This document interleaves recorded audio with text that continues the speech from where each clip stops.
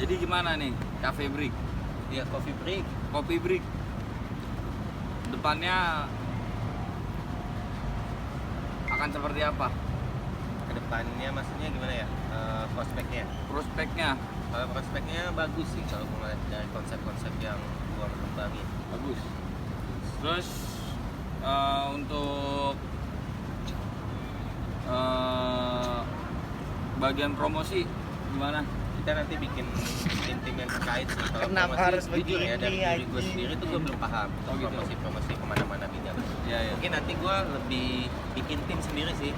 Kayaknya lebih, ada salah satu teman gue namanya Gojit, itu Ah. kayaknya lebih prefernya ke sana, lebih Oh, gitu. kayaknya bagus sih untuk dia di bidang promosi. Oh gitu. Berarti bagian promosi Gua ngeliat dia agak tahan, anjir. sebidang ya, sebidang di bagian promosi dan ya untuk kedepannya mungkin bisa membantu Anda. Gimana? Kalau gimana ya? Lagi. Dengerin aja. Enggak, tapi prospeknya bagus dengan konsep yang Pak Rama kasih tahu juga ke saya itu Pak Rama kampus B. Enggak kampus A. kampus A. Oh. Ya terus gimana? Kalau saya sih ada saran buat Bapak sendiri buat kedepannya supaya Coffee Break ini bisa diterima masyarakat. Contohnya dengan menggunakan OVO. Bapak nanti bisa langsung konfirmasi pada OVO. Oh, pembayaran. Ya, pembayaran pakai OVO. Jadi nanti Bapak bisa koordinasi sama OVO. Boleh sih, saya juga pengen ngembangin suatu konsep. Kan pakai belum konsep. selesai ngomongnya. Jadi Kenapa nggak hanya OVO sih. Jadi pakai dompet virtual. Dompet virtual. Ya. Jadi saya bikin sendiri. Jadi jenis mata uang plus kopi saya sendiri. Oke, baik. Oh, jadi gini ya guys, untuk tadi lanjutan dari wawancara dari owner Coffee Break, kesimpulannya dia akan menggunakan dompet virtual dengan mata uang Coffee Break sendiri, yaitu seharga 80.000 dapat paper bag-nya juga dan plus pijit. Mungkin itu aja kesimpulan dari wawancara singkat ini. Tetap mengutamakan tidak ada halak, tidak ada otak. Ya, itu retak dong. Ganti sekarang pegang. Ganti narasumber. Ganti Oh, gue narasumber. berdiri sekarang, gue berdiri. Enggak lah. Oh, lu sekarang. Kan di sini kan BBC. Bincang cakam. Lu nanya gue bagaimana? Ceritanya lu nanya gue kan sebagai ininya Kan dia. lu yang nanya mulu, terus narasumber. Oh, lu narasumber. Nih gua ini pencapaian gua jadi ini dah top global. Misalnya gua top global. Oke. Top global apaan? Top global. Udah belum? Top global Udah. apa ya tar? Top global not Not equal pada bidang industri baju clothing. Betul. Baik. Duduknya harus gini. Harus begini. Bisa nggak? Nggak bisa nih, maaf nih. Oke, selamat sore buat teman-teman nggak ada akhlak, nggak ada otak, tetap retak dong. Gak usah zoom dong. Mantepin. Nggak usah di zoom. Santai. Saya akan berbincang pada saudara Satria yang sudah berlalang buana pada bidang industri baju, khususnya di bidang baju bermerek low cost dan Machinos. Saya ingin bertanya tentang bagaimana pandangan dia terhadap clothing baju saat pandemi ini. Ya, silakan Bapak Satria, perkenalkan dulu. Perkenalkan, pemirsa, perkenalkan nama saya Satria Ramadhan Pratama, owner dari Low Cost Clothing dan Not dan Machinos Clothing. Baik. Saya akan bertanya buat Bapak Kan Satria. belum. Oh iya, saya akan Tadi bertanya. Bapak nanya banyak. Banyak emang, saya langsung Baru bertanya aja. perkenalkan. Iya. Cacat banget sih. Saya langsung bertanya aja, tapi kan mempersingkat waktu. BBC, bincang-bincang, cantuy. Nah, saya ingin bertanya tentang bagaimana pandangan Bapak terhadap baju clothing di era pandemi COVID-19 ini. Silakan. Ya, kalau misalnya di era Covid ini memang sangat susah untuk membeli baju secara offline ya Pak.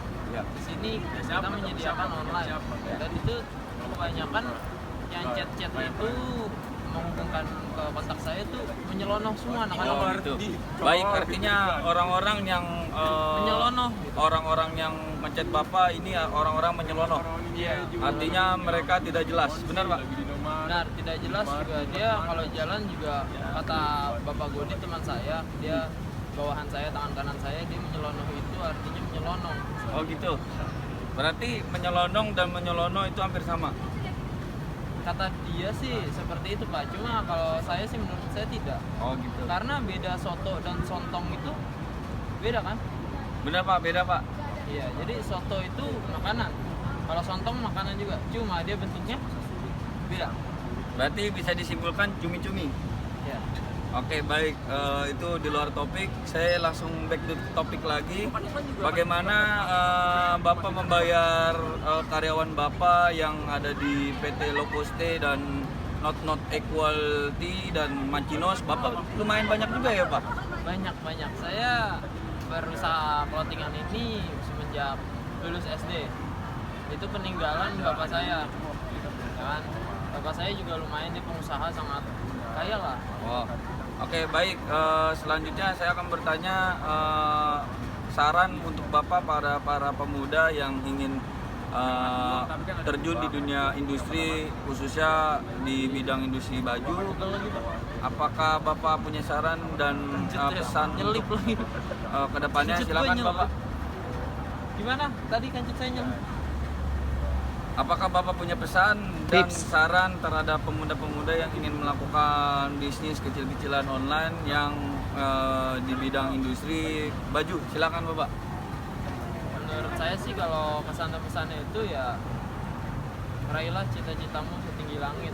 Jika kamu ingin jadi pilot, jangan buka clothingan. Nanti malah clothingan Anda bajunya berbentuk sayap Garuda. Boleh. Oke, baik, itu mungkin itu aja perbincangan dari Bapak Satria. Kesimpulan yang saya dapatkan adalah raihlah cita-citamu sepanjang masa dan jangan membuat baju dengan sayap Garuda, tapi buatlah sayap dari elang. Narasumber selanjutnya, Odi. Tinggal jawab aja. Kenapa pakai masker Bapak Odi? Lagi pandemi, Pak. Gak usah protokol kesehatan lah. Buka. Udah.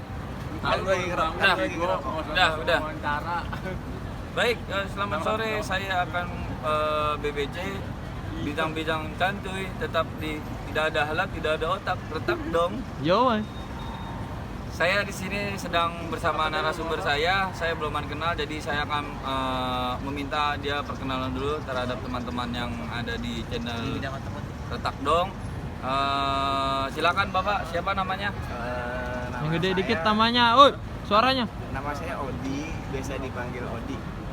Ots. Biasa dipanggil Ots.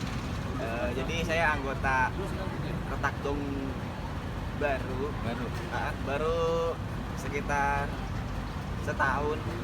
Iya, karena ikut-ikut bidang-bidang industri, bidang bisnis gitu.